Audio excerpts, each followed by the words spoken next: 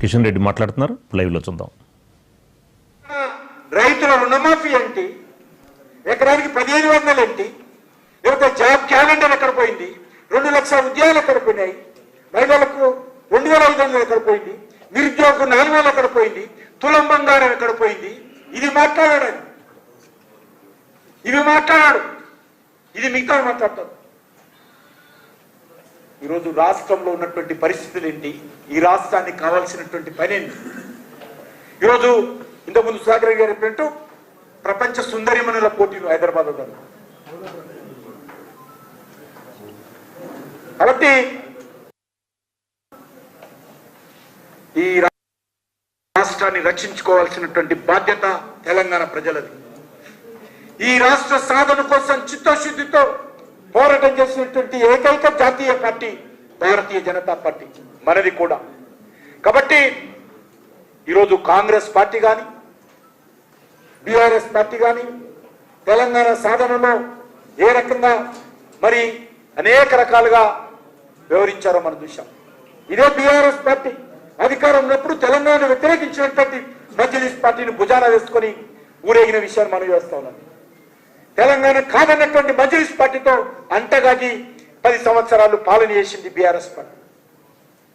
Congress party నాయకులు కూడా ఏ రకంగా పార్లమెంటులో మరి ఏ రకంగా టపాసులు పేల్చారో, కత్తులు తీసుకొని పోయారో పార్లమెంట్ బిల్లుకు వ్యతిరేకంగా మనం. కానీ 160 మంది ఎంపీలు చిత్తశుద్ధితో తెలంగాణ రాష్ట్రంలో అంకిత భావంతో అన్ని రకాల ఉద్యమాలు చేసి తెలంగాణ రాష్ట్ర సాధనలో మరి లాల్ కృష్ణ అద్వానీ గారి నాయకత్వంలో, సుష్మా స్వరాజ్ గారి నాయకత్వంలో, రాజ్నాథ్ సింగ్ గారి నాయకత్వంలో భారతీయ జనతా పార్టీ ఈరోజు తెలంగాణ సాధనలో కీలక పాత్ర పోషించింది. ఖచ్చితంగా తెలంగాణ రాష్ట్రాన్ని కూడా అభివృద్ధి చేయాల్సినటువంటి బాధ్యత భారతీయ జనతా పార్టీ మీద ఉన్నది.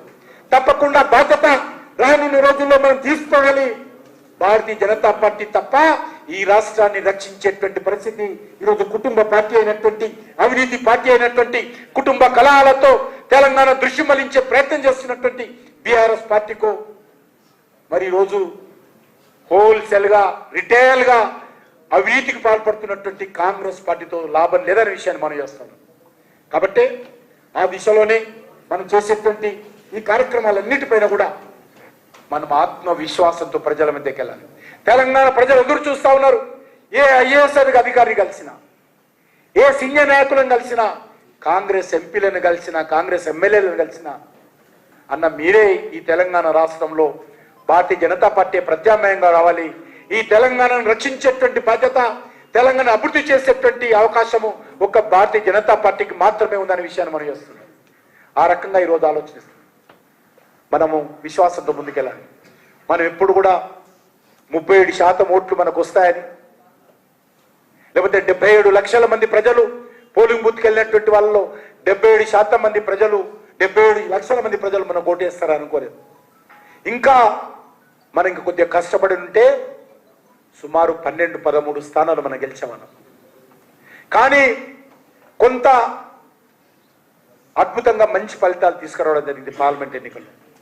రానున్న రోజుల్లో కూడా మనందరం ఐక్యమత్యంతో పోవాలి, కలిసికట్టుగా పోవాలి. తెలంగాణ ప్రజల యొక్క ఆకాంక్షలకు అనుగుణంగా, వాళ్ళ విశ్వాసాన్ని చూరగొనే విధంగా, వాళ్ళలో ధైర్యం కల్పించే విధంగా, ప్రజల సమస్యల మీద పోరాటం చేసే విధంగా, కేంద్ర ప్రభుత్వం సాధించినటువంటి విజయాలను వివరించే విధంగా మనం ప్రజల మధ్యలోకి వెళ్తే తప్పకుండా ఎవరు అడ్డుకోలేరు.